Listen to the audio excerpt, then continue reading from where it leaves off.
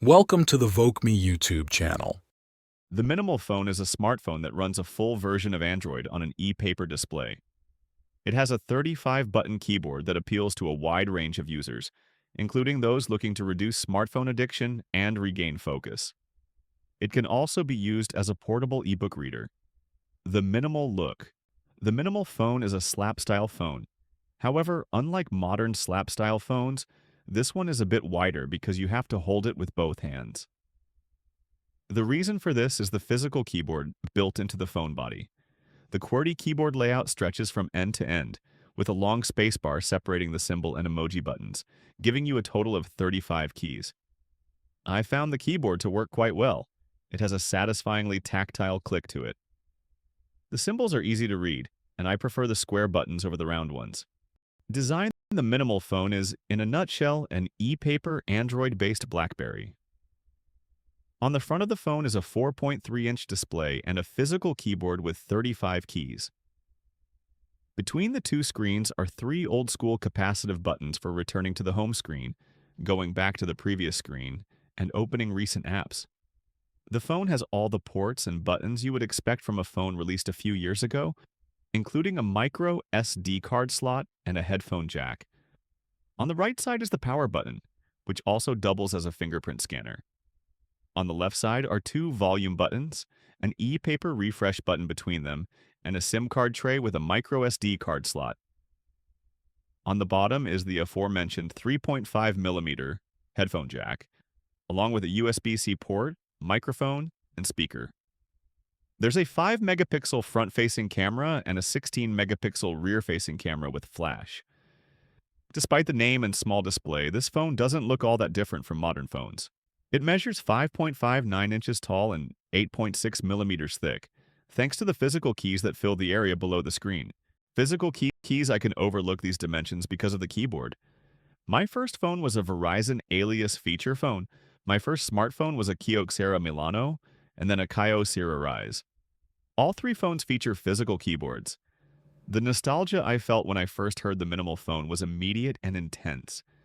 There's something viscerally satisfying about typing on physical buttons.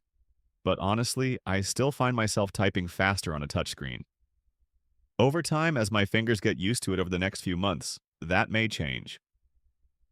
For the time being, I think I'll be able to type faster on the narrower cover display of the Samsung Galaxy Z Fold 6.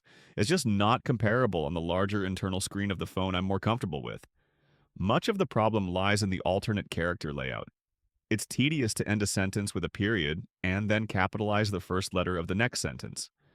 This could be fixed with a software update, but for now, it's the most frustrating issue I've had, and it's why I use voice dictation more often than the Samsung keyboard. Likewise, selecting characters that aren't on any physical keys is particularly frustrating because you have to switch to the touchscreen. The same goes for e-paper displays. E-paper makes digital screens look like real ones. This technology is typically reserved for e-readers like the Kindle and various Kobo devices.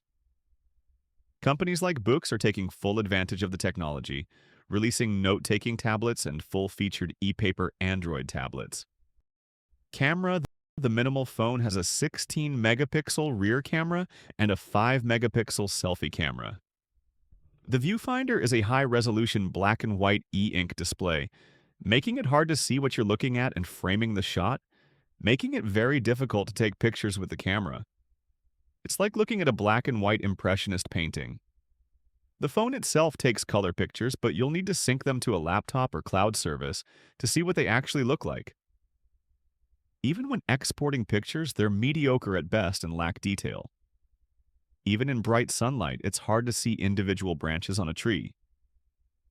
Taking selfies like the one in my cat photo below is even harder because of the awkward position of the camera. The field of view is often limited unless you hold the phone upside down.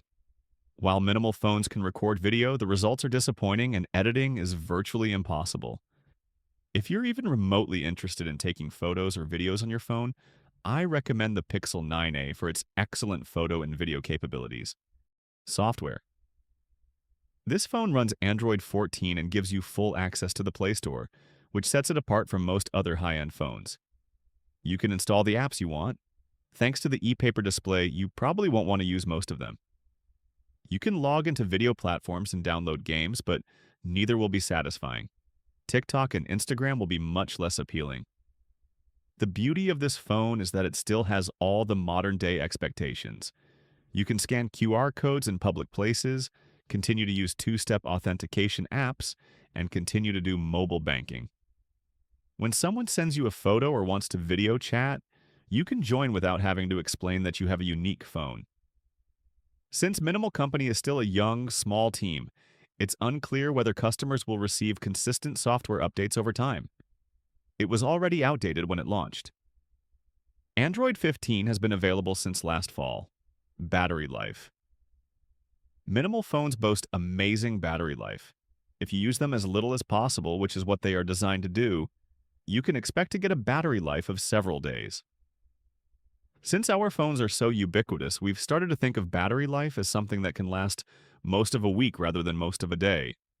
On the other hand, when we used our phones a lot, the battery life was somewhat faster. The phones have physical keyboards that encourage typing, but each time you type a letter, the phone drains more power. However, it doesn't drain as much power as scrolling. That's the beauty of e-paper. This display technology doesn't drain power when it's idle. Instead, it drains power whenever the screen changes. Changing the screen requires moving physical particles, and e-paper technology isn't designed to provide smooth animations.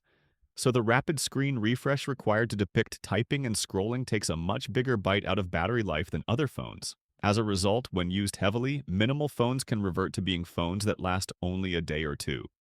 Conclusion: the minimalist e-ink display is intentionally designed to make it difficult to view social media, videos, and photos. But the full QWERTY keyboard and Android platform make it a great modern messaging device. It's a great smartphone for reading, but its performance falls short. It doesn't support 5G and its camera isn't worth using.